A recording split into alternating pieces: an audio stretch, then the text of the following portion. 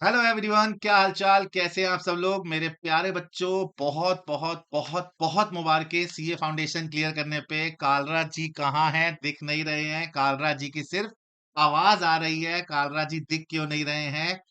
बेटे क्यों नहीं दिख रहे हैं? क्योंकि मैं चाहता हूं ये कांग्रेचुलेशन सीए फाउंडेशन 2025 जिन्होंने क्लियर किया है, यार ये पल तुम्हारा है। मैं साइड से आ जाता हूँ, लो मैं आ गया हूँ। बहुत बहुत बहुत मुबारक बेटे, अगर आपने सीए फाउंडेशन ये वाला क्लियर किया है तो बहुत बहुत बहुत कॉन्ग्रेचुलेशंस आपको, आपके परिवार को, आपके घर वालों को, सबको मेरी तरफ से बहुत, और अन अकेडमी की टीम से बहुत बधाइयां। अगर आपने फाउंडेशन क्लियर किया है तो आपके लिए बहुत बहुत बहुत बधाइयां। और अगर कोई नहीं क्लियर कर पाया है, टेंशन मत लीजिए। अगर रिजल्ट 15% आता है तो बाकी बचे हुए 85% बच्चे भी हमारे हैं। उनके साथ हम इस बार अगले अटेम्प्ट में बहुत मेहनत और करेंगे और आप भी क्लियर होंगे। बहुत शानदार रिजल्ट आया अन अकेडमी का, बहुत शानदार।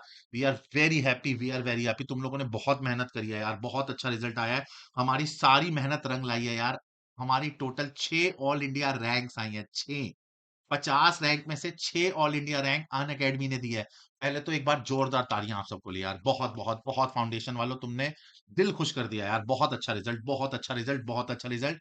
सब लोग, शांतम सर, मैं, Adi sir, Shivani ma'am, Kishan sir, Ankit Oberoi sir, Arvind Tulis sir, Nakul Kataria sir, Rahul Panchal sir, Pallavi ma'am, Hitesh sir, खुश है यार। बहुत मेहनत करी यार हम लोगों ने, बहुत मजा आया यार, बहुत मजा आया यार। राउंड अप्लॉज यार तुम लोगों के लिए।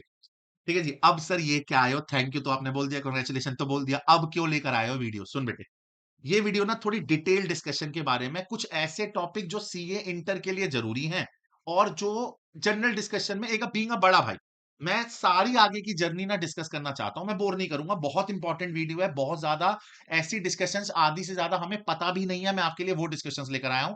इंपॉर्टेंट इंफॉर्मेशन, ताकि आपको भटकना ना पड़े एक दूसरी जगह जाकर कहीं, आप ढूंढने ना बैठ जाओ कि क्या करना है, कैसे करना है। ऑल अबाउट सी इंटर की सारी लेकर आया हूं, जल्दी कंप्लीट करूंगा, बहुत लंबा वीडियो नहीं बनाऊंगा, 20 मिनट 25 मिनट के अंदर कंप्लीट करेंगे इसको।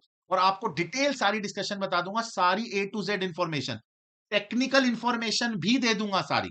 सिर्फ ऊपर ऊपर की बातें नहीं करने आया हूं मैं, सिर्फ अपने बारे में नहीं बताने आया हूं मैं, सारी टेक्निकल इंफॉर्मेशन दे दूंगा। तुम मुझे ऑलरेडी जानते हो, मैं सीए राकेश कालरा, और रैंक लाने वाले भैया तुम्हारे हम ही हैं।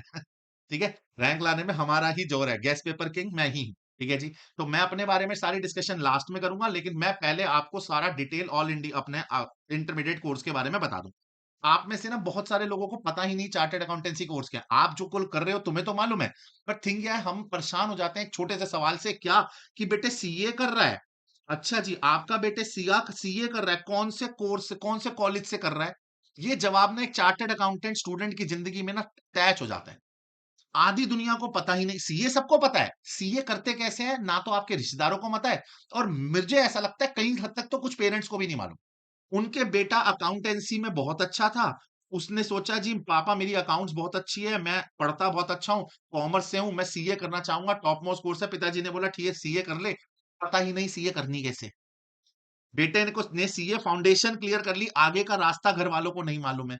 तो पता है ये वीडियो ना आपके साथ साथ ना, मैं सब कुछ डिटेल डिस्कशन करूंगा, आपके साथ साथ आपके घर वालों के लिए भी जरूरी है।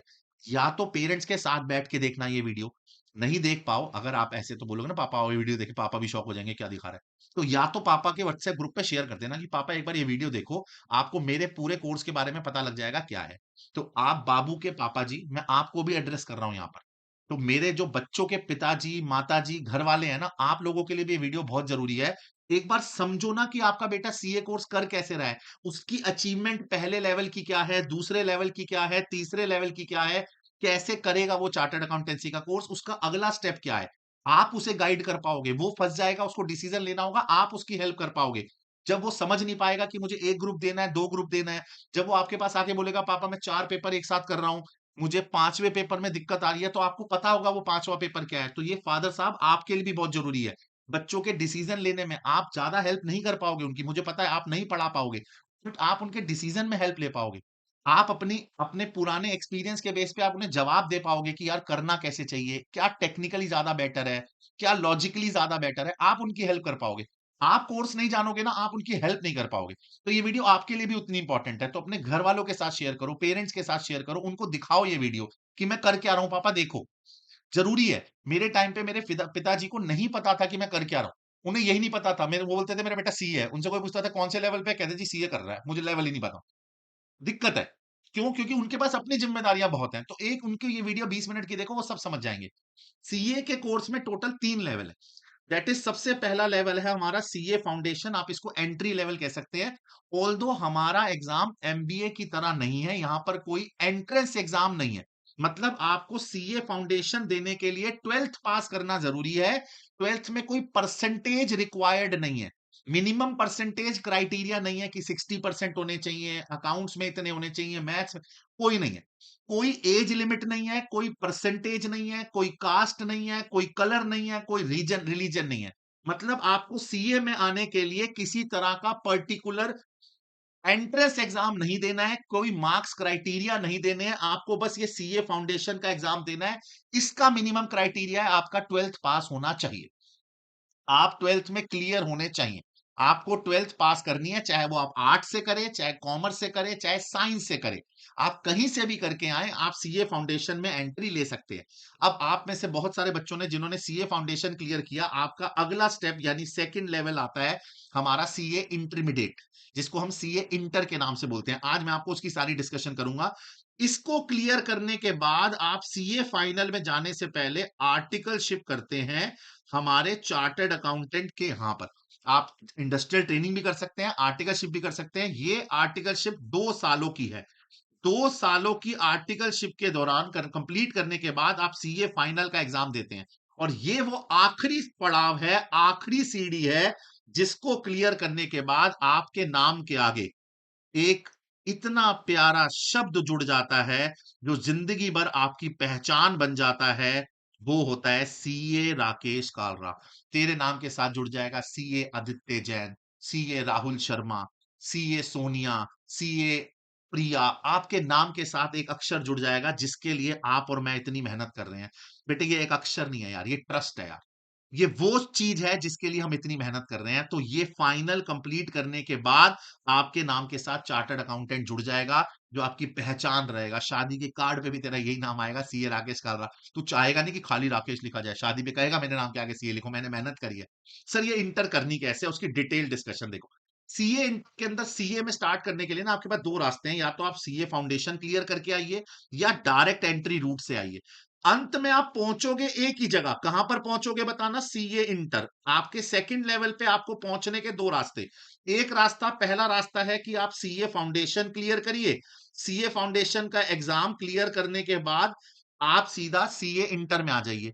दूसरा रास्ता, फाउंडेशन स्किप कर सकते हैं, आप डायरेक्ट एंट्री रूट से आ सकते हैं। अगर आपने फाउंडेशन नहीं दिया है, आप सीधा ग्रेजुएशन करके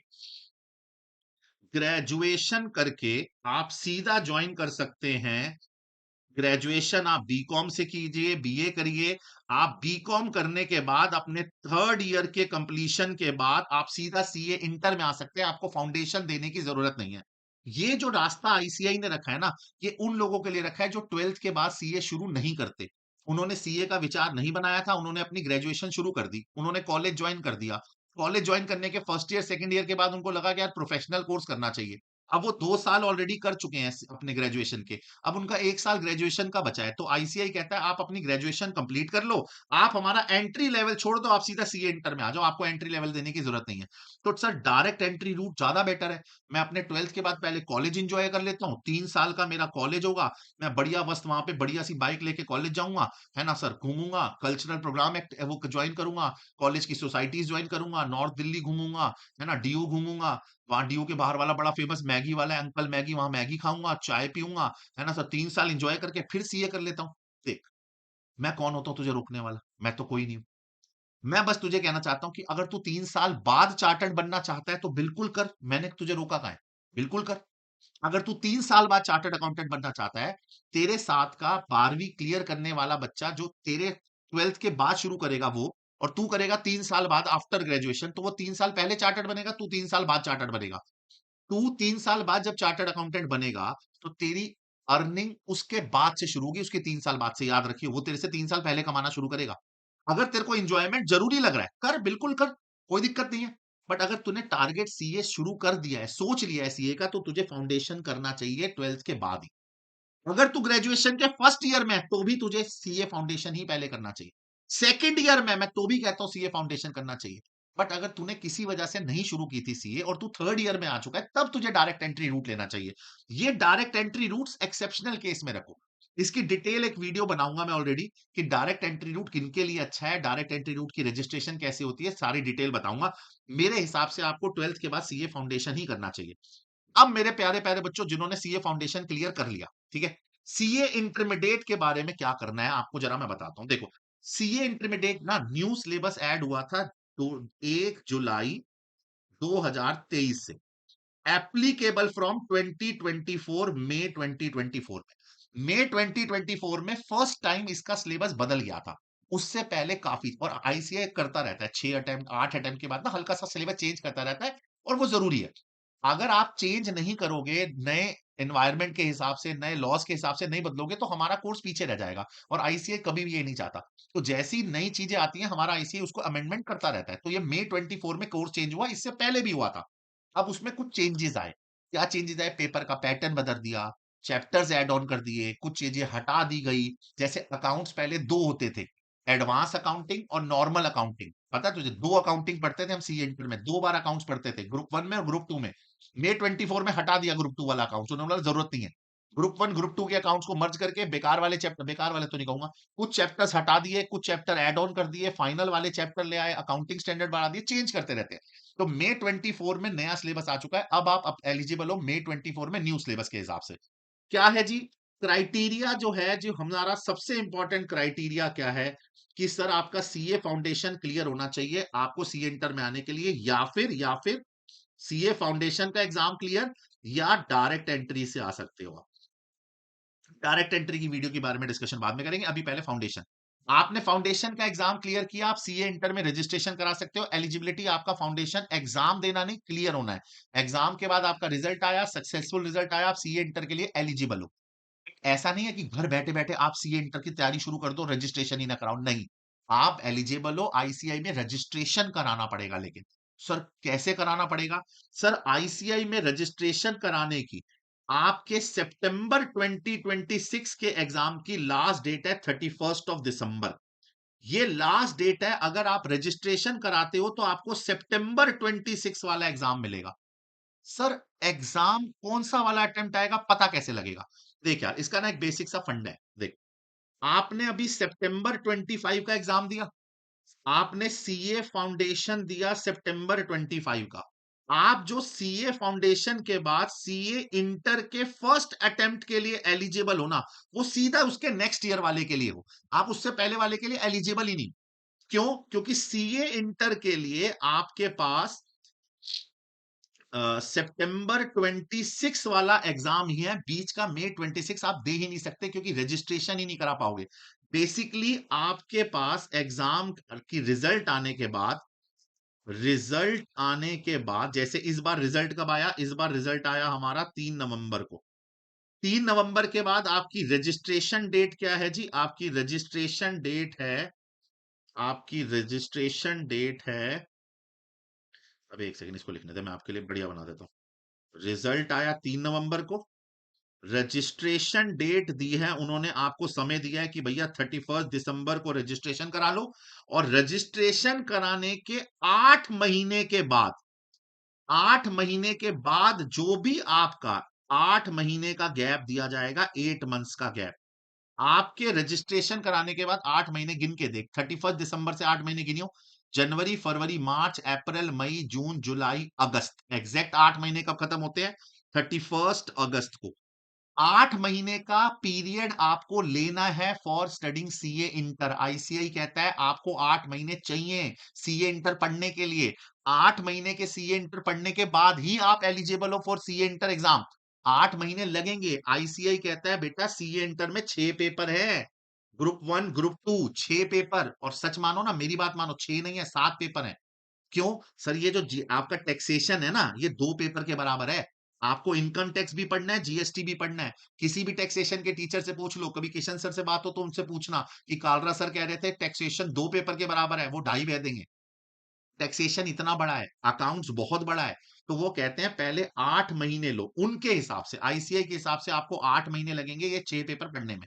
8 महीने के बाद you are eligible for CA inter examination. अब आप सितंबर वाले एग्जाम के लिए एलिजिबल हो, आप सितंबर दो, सितंबर नहीं देना आप जनवरी 27 दो, वो आपकी मर्जी है। एलिजिबल आप सितंबर के लिए हो। सर अगर मैं रजिस्ट्रेशन जल्दी करा लूं तो? सर जी अगर मैं रजिस्ट्रेशन करा लूं, इमेजिन करो मेरी रजिस्ट्रेशन 31 दिसंबर तक है, मैं 3 नवंबर को क्लियर हुआ, मैं ना जाकर सीधा मान लो 1 दिसंबर को ही रजिस्ट्रेशन करा लूं। सर यहां से मैं अगर 8 महीने गिनूं तो, गिन ले एक बार गिन, दिसंबर जनवरी फरवरी मार्च अप्रैल मई जून जुलाई, पेपर कब गया? मई वाला तो दे ही नहीं पाएगा, है ही नहीं, एलिजिबल ही नहीं है ना बेटे, बेटे मेरी बात ही नहीं समझ रहा। 8 महीने के बाद जो अटेम्प्ट आएगा वो दे देना। सर जी मई वाले के लिए आप एक बार जरा रिवर्स कैलकुलेशन करो, मई के लिए कर ले, मई से पीछे चलते हैं, मई से पिछले 8 महीने चलते हैं, मई से पहले अप्रैल, मार्च, फरवरी, जनवरी, दिसंबर, नवंबर, नवंबर से पहले अक्टूबर, सितंबर, तेरे को लास्ट डेट 1 सितंबर, तब तो तू एग्जाम दे रहा था ऑलरेडी। कैसे कराता रजिस्ट्रेशन? पॉसिबल ही नहीं है। यानी तेरे को 8 महीने का कूलिंग पीरियड देना पड़ेगा। रजिस्ट्रेशन कराने के 8 महीने के बाद जो लेटेस्ट अटेम्प्ट आएगा उसके लिए एलिजिबल हो। तो 8 महीने 31 अगस्त को खत्म होते हैं, तुम्हारे पास सितंबर का पीरियड है, लेकिन ध्यान रखना this 31 December is your last date. अगर तूने इसको लेट करके यहां पे रजिस्ट्रेशन 1 जनवरी, 2 जनवरी, 5 जनवरी को कराया तो तेरा सितंबर अटेम्प्ट निकल जाएगा, क्योंकि वहां से 8 महीने गिने जाएंगे तो सितंबर चला जाएगा, अटेम्प्ट नहीं दे पाएगा, जनवरी के लिए आएगा। तो ये लास्ट डेट है। आईसीआई एक्सटेंड करता है डेट, वो उसकी चॉइस है।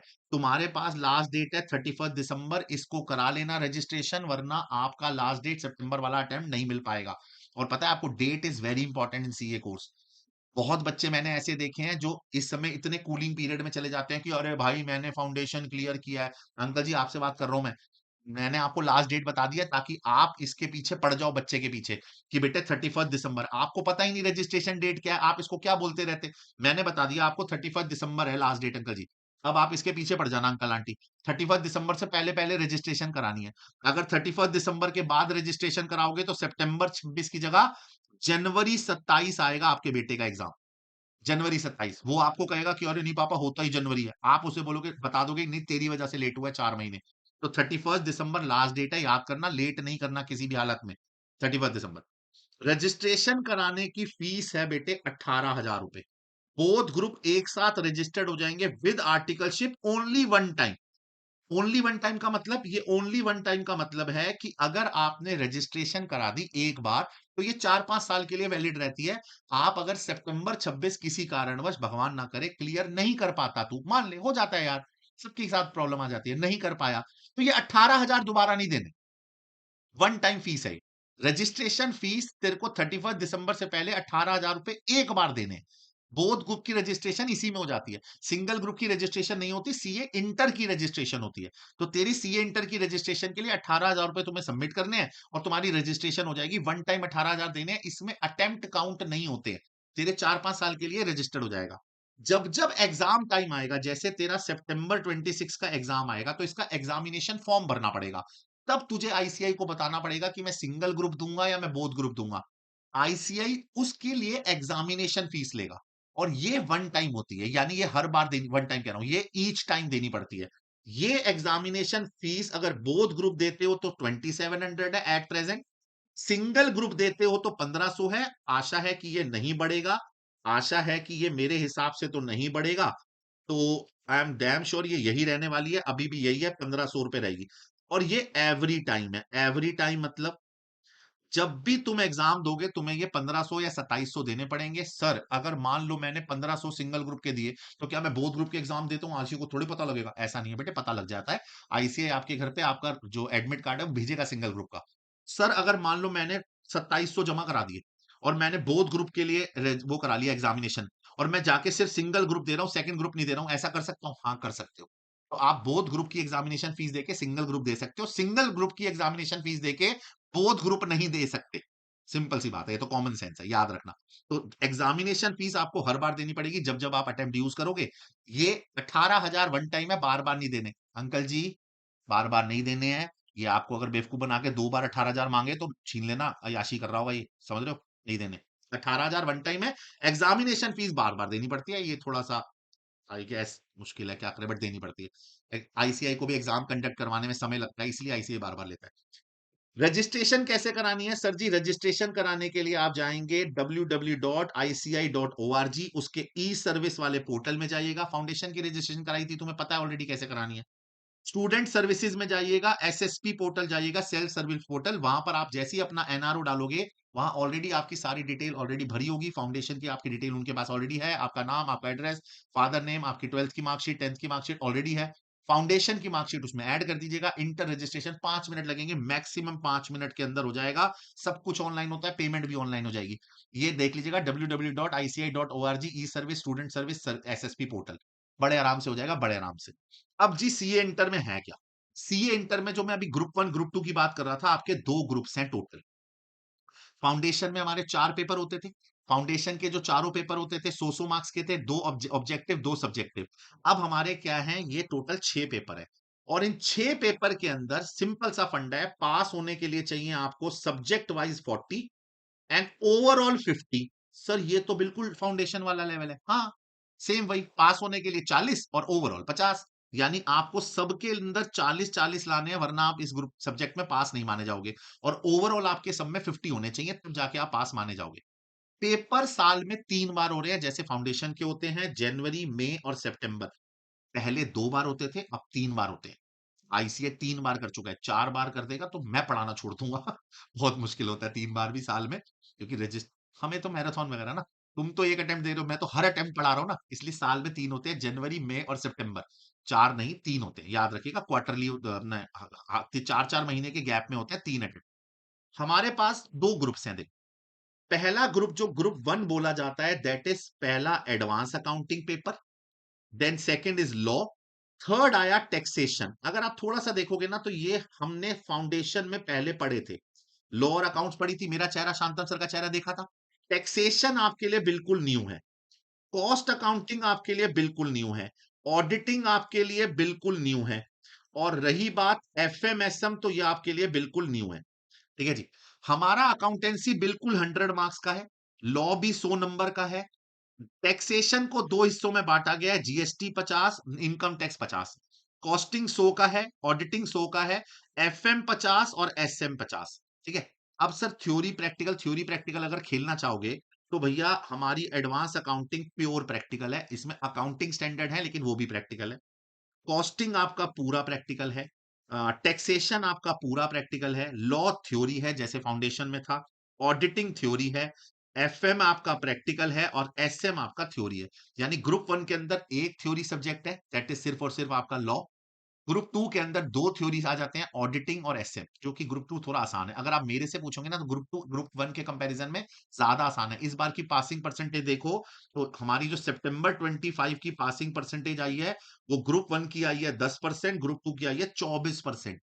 24% बच्चे सिर्फ जिन्होंने ग्रुप टू दिया था वो पास हुए हैं। 24%, कितनी ज्यादा है देख रहे हो? अब सुनो, करना कैसे है आपको, देखो। 6 पेपर 8 महीने में पढ़ने हैं। आप अगर सोचो कि मैं 6 की कोचिंग एक साथ लगा लूं, और मैं 6 कोचिंग एक साथ पढ़ लूं, तो 6 दूनी 12 घंटे कोई कोचिंग सेंटर पढ़ा नहीं रहा। और सबसे बड़ी बात, तू भी पढ़ नहीं सकता। 12 कैसे, 1 घंटे एक दिन में 12 घंटे कोचिंग लेगा, सोएगा कब और खाएगा कब और पढ़ेगा कब, सेल्फ स्टडी कब करेगा? पॉसिबल है? नहीं, नहीं पॉसिबल। तुम्हें क्या करना है, स्ट्रेटेजी क्या रहेगी? तुम शुरू करोगे सबसे पहले ग्रुप वन, सबसे पहले ग्रुप वन शुरू करना है। सर ग्रुप वन पहले क्यों, मैं पहले ग्रुप टू दे देता हूं, 24% रिजल्ट आया था उसका। Sir ji group two group one से पहले नहीं कर सकते। अगर कोई टीचर कहता है ना कि वो ग्रुप टू पहले पढ़ना चाहिए, तो वो आपसे झूठ बोल रहा है। आप ग्रुप वन से पहले ग्रुप टू कर ही नहीं सकते। यार आप ऑडिटिंग कैसे पढ़ोगे जब आपको अकाउंट्स ही नहीं आता? तो ऑडिट क्या होता है? चीजों का वेरिफिकेशन करना, है ना। ऑडिट का मतलब है चीजों को चेक करना। अरे तुम्हें कंपनी की बैलेंस शीट ही पढ़नी नहीं आती, कंपनी की बैलेंस शीट पता ही नहीं है, तो ऑडिट कैसे करोगे? किसी चीज को चेक करने के लिए पहले उस चीज का आना भी तो जरूरी है। आप टैक्स का ऑडिट कैसे करोगे? आपको पता ही नहीं टैक्सेशन में क्या होता है, जीएसटी में क्या होता है, ऑडिट कैसे कर लोगे? तो आप ऑडिट तक तो पहुंच ही नहीं पाओगे जब तक आप ये अकाउंट्स और टैक्स या लॉ ना पढ़ लो। तो अकाउंट्स और टैक्स पढ़ने के बाद ही आपका ग्रुप टू शुरू होगा। तो आपको पहले ग्रुप वन करना है, उसके बाद आपको ग्रुप टू करना है। तो आपको क्या करना है, आपको ना 4 पेपर एट अ टाइम चलाने हैं। 4 पेपर एट अ टाइम। आप एक साथ 4 पेपर चलाओगे, 4। 6 नहीं चला सकते, आप 4 चलाओगे। 4 पेपर एट अ टाइम चलाओगे तो 8 घंटे आपकी कोचिंग टाइम माना जाएगा, 8 आवर्स। 8 घंटे कोचिंग टाइम माना जाएगा।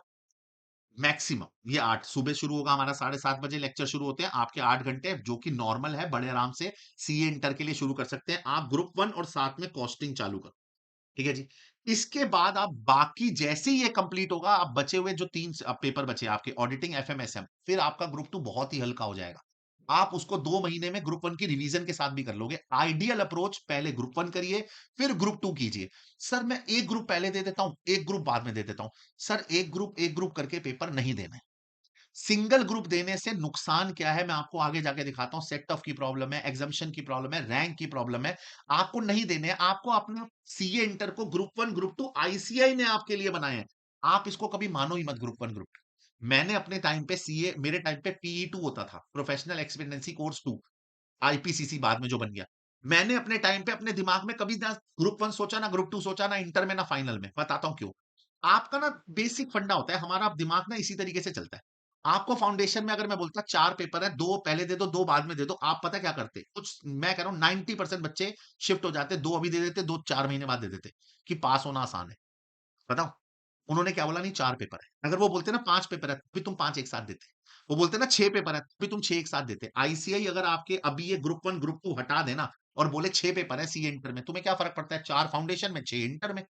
है ना? आप अपनी अप्रोच रखो ही इस तरीके से। किस तरीके से अप्रोच रखोगे बताओ?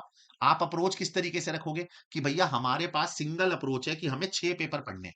हमें पहले फाउंडेशन 4 पढ़े थे, इंटर में 6 पढ़ने हैं। हमारी पासिंग परसेंटेज 50% है। हमें पास होने के लिए 600 में से 300 मार्क्स लाने हैं, बात खत्म।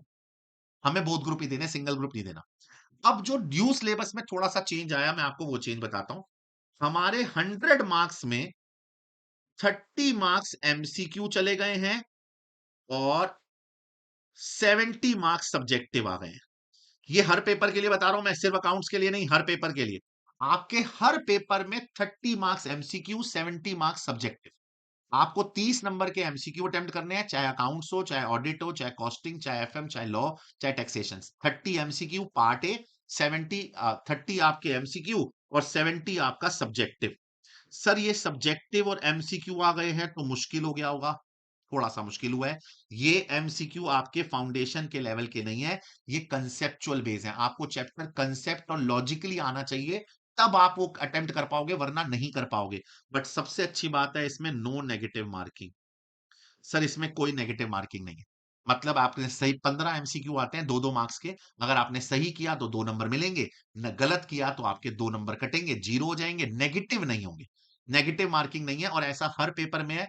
आईसीआई चाहता है कि बच्चा पेपर लेंथी ना बने और बच्चा कंसेप्चुअली ज्यादा रेडी रहे। उससे चीजें एमसीक्यू फॉर्म में पूछोगे तो पेपर लेंथी नहीं होगा। आईसीआई का मेन मैटर यही है। फाउंडेशन का लेंथी करते जाओ, इंटर को आसान करते जाओ। ये करने वाली अप्रोच सबसे बेस्ट है। तो ये हमारा सीए इंटर की है। Sir single group both group क्यों दूं? मैं सिंगल ग्रुप दे देता हूं। भाई देखो ना सर, पेपर साल में 3 बार आ रहे हैं, जनवरी, मई, सितंबर। मैं सितंबर 2026 में ग्रुप 1 दे देता हूं। मई, उसके बाद जनवरी 2027 में ग्रुप 2 देके सीए इंटर क्लियर कर लूंगा। सर जी आपको ग्रुप 1 ग्रुप 2 देना ही नहीं है अलग अलग, आपको ग्रुप वाइज देना है। जरा समझो, मैं आपके लिए बनाई है मैंने ये पूरी मेहनत करके। देख, ग्रुप 1 के अंदर हमारे 4 पेपर, ग्रुप 2 के अंदर हमारे 4 पेपर। ग्रुप 1 के 4 पेपर में अकाउंट्स, लॉ, टैक्सेशन, ठीक है जी, जिसके अंदर मैं आपको आर के मार्क कर रहा हूं, याद रखना ये लेंदी चैप्टर्स हैं। जिसमें आपका एडवांस अकाउंटिंग, टैक्सेशन यहां बहुत मुश्किल है। यहां पर इसका कॉस्टिंग जो कि लेंदी है, ठीक है जी, पक्का जी। लॉ को मैं ज्यादा लेंदी नहीं मानता, टैक्सेशन बहुत लेंदी है, अकाउंट्स लेंदी है, कॉस्टिंग लेंदी है। ऑडिटिंग एफएमएसएम हो जाएगा आराम से। अब सुनो, 6 पेपर। पहला ग्रुप आपका 100 मार्क्स का जिसमें टोटल 300, सेकंड ग्रुप आपका 100 मार्क्स का जिसमें टोटल 300, टोटल 600। पास होने के लिए चाहिए आपको सब में 40, ओवरऑल चाहिए 50। ठीक है अंकल जी, मैं आपको समझा देता हूं। सब में इंडिविजुअल परसेंटेज आपके 40-40 मार्क्स होने चाहिए, लेकिन इन सब का टोटल मिला के 150 होना चाहिए, तब पास होगा आपका बेटा, वरना नहीं होगा। ऐसी ग्रुप 2 में 40-40-40 और टोटल 150 होने चाहिए, यानी आपके 600 में से 300 आने चाहिए, तब आप पास माने जाओगे, वरना पास नहीं माने जाओगे। मान लो सर सोनू नाम का कोई बच्चा है, वो सब में उसने बोला पास होने के लिए 40-40 चाहिए, सब में 40-40 ले आया, यानी टोटल 120 ले आया। उसमें भी 40-40 ले आया, टोटल 120 लाया, 300 में से 240, दोनों ग्रुप में फेल है। कारण, ओवरऑल 150 चाहिए। ओवरऑल आपको टोटल 50% चाहिए। ये जो मोनू नाम का लौंडा है, ध्यान से देखो सर, ये मोनू, ये सब में 50 50 50 लाया, टोटल 150 लाया, ये पास माना जाएगा। सब में 50 50 50 लाया, टोटल 150 लाया, 300 लाया, सब में पास माना जाएगा, दोनों ग्रुप पास। लेकिन आप सोचो ना, सब में 50 50 लाना, कि वो कोई सब्जेक्ट तो उसका अच्छा होगा, कोई बुरा होगा। ऐसे रिजल्ट तो कभी की नहीं आता ना, सबके सब में 50 50 आके किसी में ज्यादा भी आते हैं।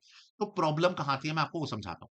मान लो T2 नाम के लड़के ने ग्रुप वन दिया, और उसके ग्रुप वन के अंदर पहले में आए 55, दूसरे लॉ में आए 39, तीसरे में आए 58, और उसके टोटल बना ग्रैंड टोटल 152। अब अगर आप देखो तो ये 150 से ज्यादा है, लेकिन एक सब्जेक्ट में इसके 40 नंबर नहीं आए, ये ग्रुप वन फेल हो गया। ग्रुप टू देखो, 59, 58, 33, देख रहे हो, इसमें 40 नहीं आए। मतलब अगर इसके इस वाले में 40 नहीं है तो ये यहां फेल है, इसमें यहां 40 नहीं है, ये फेल है। ओवरऑल ध्यान से देखो तो इसका 150 क्रॉस हो रहा है दोनों में, टोटल भी क्रॉस हो रहा है, लेकिन ये दोनों में फेल माना जाएगा। अब कितना दर्द है इसके अंदर कि बच्चा ग्रैंड टोटल में पास हो रहा है, लेकिन इंडिविजुअल सब्जेक्ट में फेल हो गया। और दिखाता हूं मैं आपको, देखो और दिखाता हूं। मैं क्यों बार बार बोल रहा हूं, मैं क्यों बार बार बोल रहा हूं कि बोथ ग्रुप देने चाहिए, बोथ ग्रुप देने चाहिए, इसको समझो। जैसे इसमें देखो आप, अगर आप 58 मार्क्स ला रहे हो ग्रुप वन के अंदर अकाउंट्स में, 59 लेकर आए आप ग्रुप टू के अंदर, और आप 40 लेकर आए ग्रुप अपने लॉ टैक्सेशन के अंदर, आपके पहले ग्रुप का 51 57 बन गया। आप जैसी 157 क्रॉस करोगे, आईसीआई इसको अलग रिजल्ट में दिखाएगा, ये ग्रुप वन के नाम से रिजल्ट में आएगा, और इसे ग्रुप टू के नाम से रिजल्ट में डालेगा। मतलब आईसीआई कहता है तूने पेपर 6 दिए हैं, लेकिन मैं तेरे को पास अलग अलग ग्रुप में शो करूंगा। अगर तू ग्रुप वन के अंदर सब में 40 40 ले आया और ओवरऑल 150 ले आया, तेरा ग्रुप वन पास मान लिया जाएगा कि तुम ग्रुप वन में पास हो। तुमने साथ में ग्रुप टू दिया, लेकिन तुम्हारे 50 58 और यहां 37 ये फेल हो गए। चाहे ग्रैंड टोटल क्लियर हो रहा है, चाहे ग्रैंड टोटल क्लियर हो रहा है, लेकिन तुम्हारे एक नीचे टोटल जो है उसके अंदर एफएम में 37 आ रहे हैं, तो आप फेल मान लिए जाओगे। सर फायदा क्या हुआ बोथ ग्रुप देने का, इससे अच्छा मैं ग्रुप वन ही दे देता। मैं ग्रुप वन दे के पास हो रहा था, अगली बार मेहनत करके ग्रुप टू में ले आता। सर सबसे बड़ी प्रॉब्लम क्या है, आईसीआई नंबर अलग अलग देगा, रैंक तब ही मानेगा जब तूने बोथ ग्रुप दिए। अगर तुमने बोथ ग्रुप नहीं दिए तो तुम्हारी रैंक काउंट नहीं होगी। सिंगल सिंगल ग्रुप देने वालों को रैंक में कंसीडर ही नहीं करते। आईसीआई चाहता है तू दोनों ग्रुप दे, आईसीआई से बोथ ग्रुप का बेनिफिट भी देगा। उस बेनिफिट को बोलते हैं set of benefit. Set of, ये सिर्फ तभी मिलेगा जब आपने बोथ ग्रुप दिया होगा। क्या बोथ ग्रुप का सेट ऑफ है, समझ। तेरे ग्रुप वन के अंदर नंबर आए 55 50 और 40, टोटल 145, तू नहीं पास हुआ। देख नहीं पास हुआ, कारण बता क्यों पास नहीं हुआ, तेरे 150 ही नहीं बने। लेकिन तूने ग्रुप टू भी कर रखा था, और मैंने बताया ग्रुप टू थोड़ा आसान है एज कंपेयर टू। तेरे इसमें आए 59 40 58 157, यानी तेरे पास 7 नंबर ज्यादा आए, 7 नंबर ज्यादा। और तेरे 7 नंबर ज्यादा आने से सबसे बढ़िया बेनिफिट आईसीआई कहता है दोनों ग्रुप साथ में दिए हैं। ओले मेले बाबू, सब में 40 आ गए। ओले मेले बाबू, गुड्डू क्या कर ले बेटे, पहले वाले में 5 नंबर कम है। भले मेले बाबू, दूसरे ग्रुप में 7 नंबर ज्यादा है। कोई नहीं, हम तेरे ये 7 नंबर यहां काउंट कर लेंगे। जैसे ही तेरे 7 नंबर यहां काउंट करेंगे, वो बोलेंगे तेरे टोटल 300 से ज्यादा है, जा मेरे बेटे तू जी ले जिंदगी, तू पास हो गया। तू पास हो गया, बोथ ग्रुप क्लियर मान लिया जाएगा, तेरा बोथ ग्रुप क्लियर। समझा, इसे बोलते हैं सेट ऑफ। और ये सेट ऑफ का बेनिफिट तभी मिलेगा जब तू बोथ ग्रुप देगा, वरना नहीं मिलेगा। सोच, अगर तूने सिर्फ सिंगल ग्रुप दिया होता, क्या तू पास होता?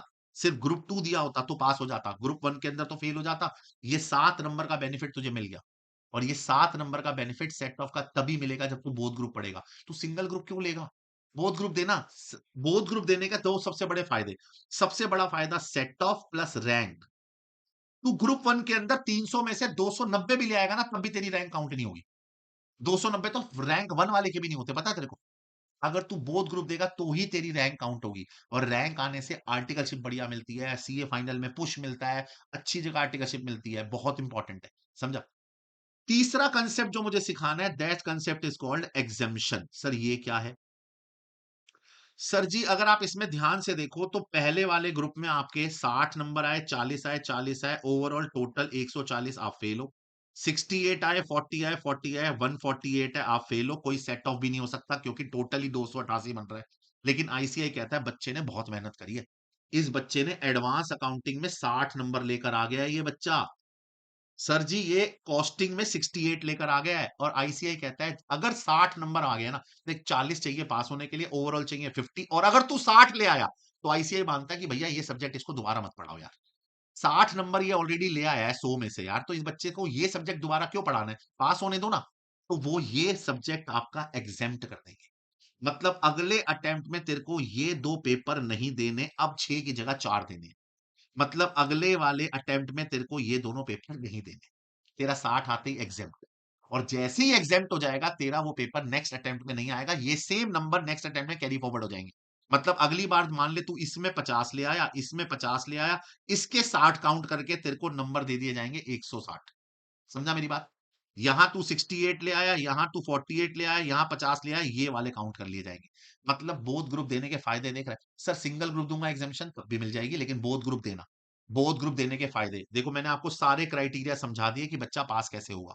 ये पूरा ग्रुप वाइज एनालाइज करके बता दिया कि ग्रुप वन ग्रुप टू कैसे चलेगा और बच्चा पास कैसे होगा। और यही तरीका है इसको बोथ ग्रुप देने का। अंकल जी ये आपकी रिस्पॉन्सिबिलिटी है कि ये बोथ ग्रुप की तैयारी करे। अगर वो बोलता है नहीं जी मुझे एक ग्रुप देना है, आज से शुरू नहीं करेगा ना तो नहीं दे पाएगा। बोथ ग्रुप देगा तो ही आगे बढ़ पाएगा, वरना नहीं बढ़ पाएगा। सर पढ़े कैसे फिर? बोथ ग्रुप तो आपने बोल दिया पढ़ने, आपने बोल दिया बोथ ग्रुप देने हैं, मुझे रैंक के लिए जाना है, मुझे सेक्ट ऑफ के लिए जाना है, पढ़े कैसे? मैं हूं ना सर, आया हूं तो सब डिटेल बताऊंगा। पूरा रोड मैप बना के दे दिया मैंने, पूरा रोड मैप।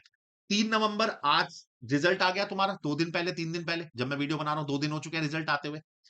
रिजल्ट आके ये वाला पीरियड बैठ के करो एंजॉय, ऐश करो। 10 दिन तुम्हारे पास हैं, 10 डेज, 10 दिन तुम्हारे पास हैं, ये 10 दिन करो एंजॉय, 10 डेज एंजॉय।